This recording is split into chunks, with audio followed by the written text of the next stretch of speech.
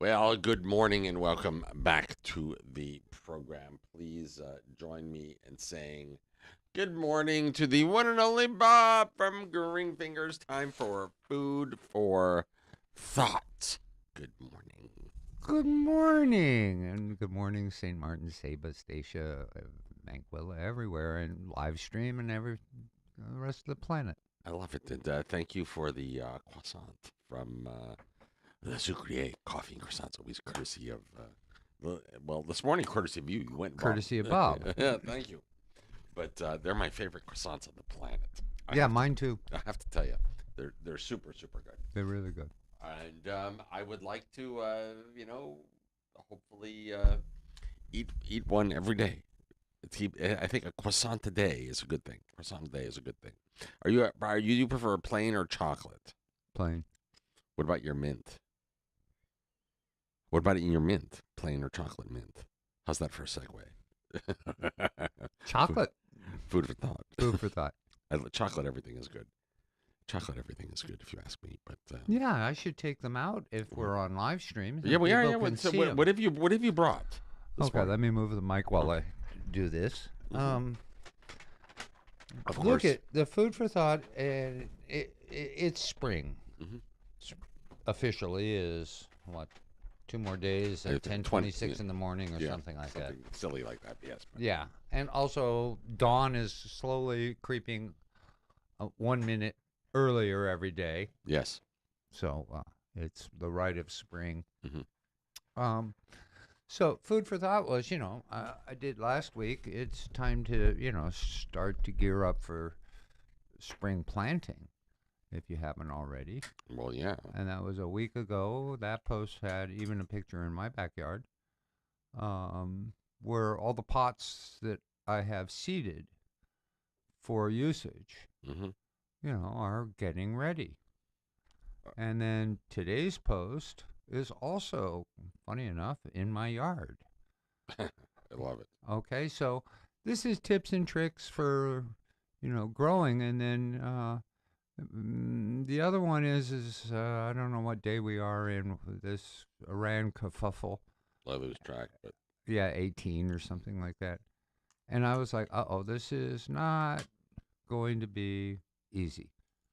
So we're kind of right back to where it's like, gee, stay home, grow your own, because you may have to. It's going to get, could get tough. mm, And it will get more expensive. And I was looking at today's paper, so it was kind of, your timing was perfect. yeah, precognitive. Because I was like, uh-oh, I don't like this one at all. Um, but we've got a lot of good home growers, and we're getting more good home growers, and so yeah, time to really think about fresh vegetables, things that have taste, which is wonderful, the must-haves, Mm, and some of the tricks. we need lots of tricks. We need lots of tricks, but this was one of your favorites, and it's one of the easiest. A sweet basil. It smells so good. Oh, yeah. So, and yeah, it's easy, and once it gets going, it can actually reseed itself, as you know. And last week, somebody had asked, "How do you keep it from going to, turning woody?" And I'm like, "Cut it and use it. Yeah, Cut it there you and go. use it, Thank you, and then sprinkle the seeds. and then sprinkle the seeds. I'll let one or two of mine go, and then strip the seeds, let them dry out, and within a week to 4 weeks, plant the seeds. When you plant them, do you just like throw them and walk I, away, or I, do? I do. I just sort of throw them because of a lot of seed. Yeah. But I have specific areas or specific pots. I do most of my gardening now in containers, just because it's easier to battle the iguanas and other things Hmm. by having it in containers. Got it. Then I see in today's newspaper, other than news on rising prices and food costs, and they're having a Choco Carib on the French side. I was like, Choco Carib? Yeah, things to do with chocolate. from bean to whatever, which we actually have cacao trees for sale. Hmm. But I brought you in a chocolate mint. I tasted it earlier. It's very It's good. chocolate, Yeah, it is. and funny enough, I like things like this. Although maybe I don't particularly use it, Hmm. although it's great for teas and other things. But I love the smell of things. I like things that are like as I'm walking through the garden, you brush against it, and there's this like, that's mint chocolate. So this one is really, really aromatics, and aromatics are They matter. they matter, and they also have their own other properties. Like mosquitoes don't particularly like mint, basil, and those kinds of things. So if you've got them growing, it kind of reduces your mosquito problem. So on my post, you're going to see a pot, and it's got little seedlings coming. And one of the things that is a mistake I see a lot is overseeding when you're working with vegetables and herbs. Sometimes some of these things have tons of seeds in the package. Hmm. Some don't. Depends on how hard it is to, get the seed. But spacing is kind of critical. So the post I put is one of the my window boxes, and that's lettuce. Hmm. And as things start to come along, you can thin so that you're having nice little baby lettuce and then a little bigger lettuce. When you get all through with it, you've got the plant that you're looking for. That particular one is a leaf lettuce. So I'll tell you this. Um, you know that I am not a fan of green vegetables. You know Yes. this. It is no big secret. And my least favorite green vegetable is the one that you were just speaking of. Yes. Uh, However, yeah. However, uh, the other trick I'm going to say, to each his own, right? yeah, to Some people, each his yeah, own, not with no is lettuce at my house. before you go absolutely bonzo or crazy trying to uh, plant everything, Mhm. you really think about what are your must-haves, Right. and then also think about what I call reward to effort and Yeah, cost. yeah. Okay, so there's some things that I don't really do well with at my location, and I know that, and I can give you an example of zucchini. Hmm. And as much as I'm going to eat zucchini, I'm not going to try and grow it. But I do have peppers. I need hot pepper, and now I'm going to start doing some sweet pepper. Both, You do. You've always done well with peppers, yes, every once in a while I'll have to take a break from pepper though. because you'll get a buildup of insects over time, Hmm. specifically spider mite, and I don't want to get into a lot of chemistry, and I don't want to get into a lot of effort to reward. So I will do like a good farmer. I'll fallow. In other words, I just won't grow a pepper for 3, 4, 5 months while those insects go somewhere else or just disappear. Hmm. And then I'll do something else. So, but pepper and especially a few hot peppers, not a lot. Um, I need to have spring onion or a shallot or so, which I can use as either a chive or as a cooking or in soup, and they're pretty easy. So I do shallot. Funny enough, I do a mint. And the other must-haves, I have an oregano, Mexican oregano, which is delicious. What's like like the Italian oregano that you always like, when you like in spaghetti sauce or on pizza. Well, Is that something? Is that special? Something special, or is it just regular oregano? it's regular oregano, but I mean everything has cultivars. Hmm.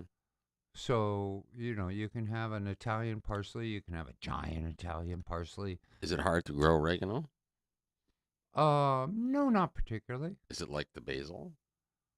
No, it's harder than that. But that's Damn. why I like the what they call the Mexican oregano, Hmm. because that's kind of a bush, very, very drought tolerant. Mm.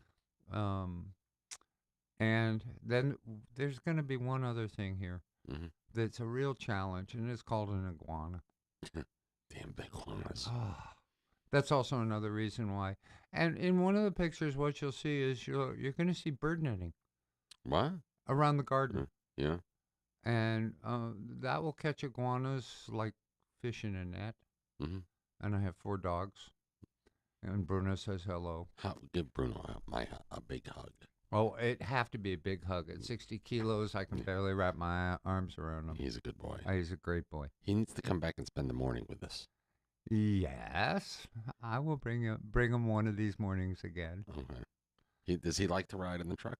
Yes, Oh, okay. Well, good. Then as long as he likes it, that's all that matters. and I'm slowly getting positive reinforcement training.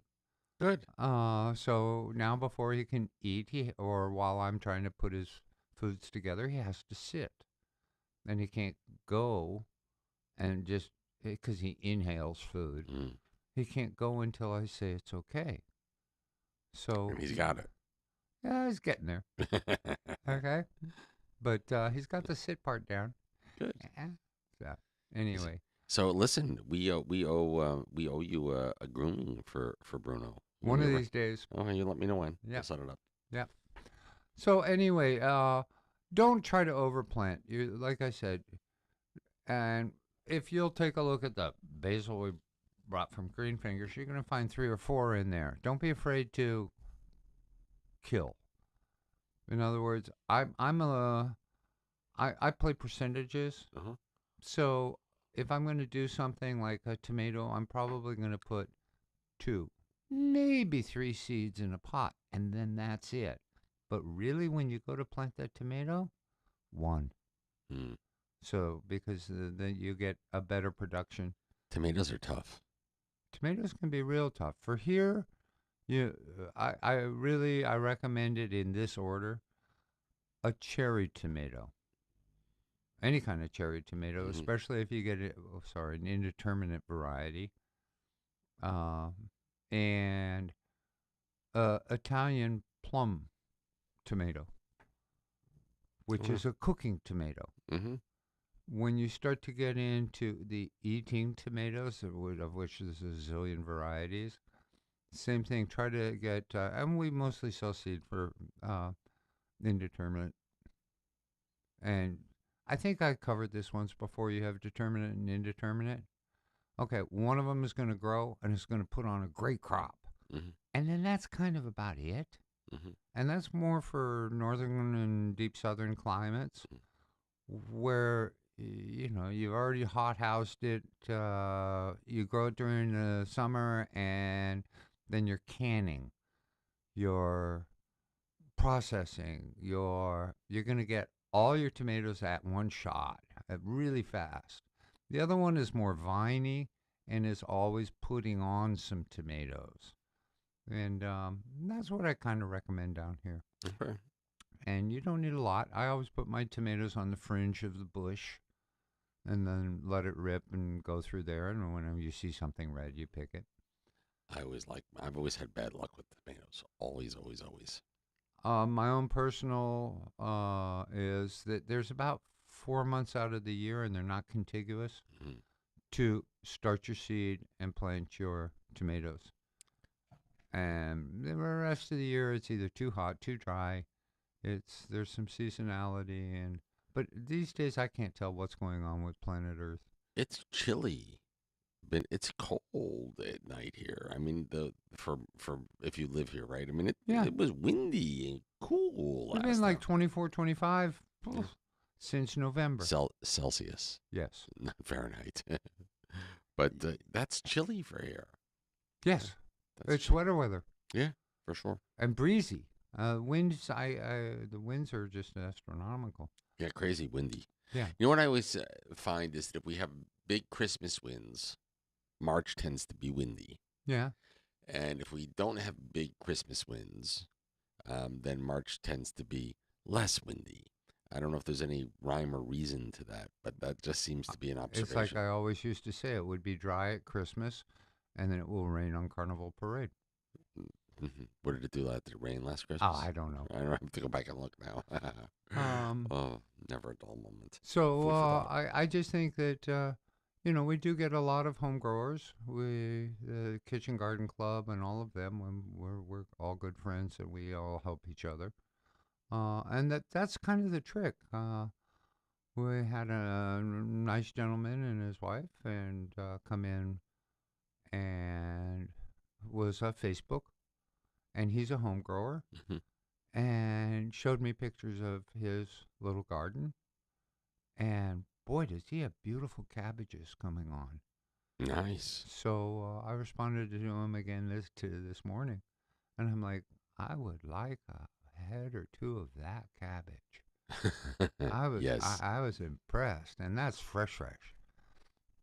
So yeah, it's possible, but limited, and you're probably better, like I said, in container growing in most cases, because growing in the ground for most people can be kind of challenging, unless you're really into some agriculture. And what is it?